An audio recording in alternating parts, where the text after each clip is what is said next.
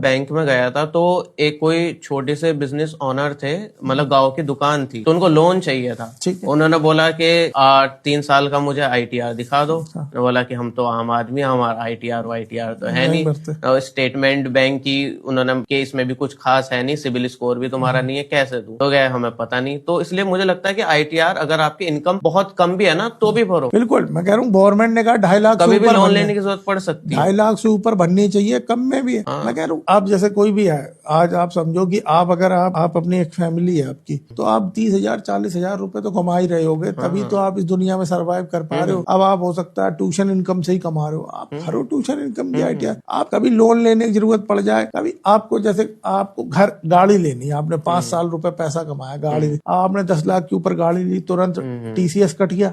अब आप income tax के पास गए TCS वापस लेने, इनकम टैक्स कहेगा आपने कैसे गाड़ी ले ली, आपके पास कहाँ से इनकम आई। 30 आप प्रॉपर्टी लेते हो, प्रॉपर्टी में भी रिपोर्टिंग होती है आजकल में, 30 लाख के ऊपर की प्रॉपर्टी वो भी रिपोर्ट हो जाती। आपने प्रॉपर्टी खरीदी, आपने तो जिंदगी भर बचाई, पैसा बचा के खरीदी, आपकी खून पसीने कमाई थी, इनकम टैक्स आपसे सवाल पूछ रहा है। एक नोटिस आता, आदमी के हाथ पैर कांप जाते हैं कि सर CA साहब देखो नोटिस क्यों आया। ठीक है, अब वो नोटिस आया, उसका रिप्लाई देने के लिए CA साहब अलग से पैसे लेंगे। ठीक है, आप ITR भरते और नोटिस में फिर वो सेटल करने के अलग से पैसे लगे। आप ITR भरते तो आपको ये सब दिक्कतें नहीं होती।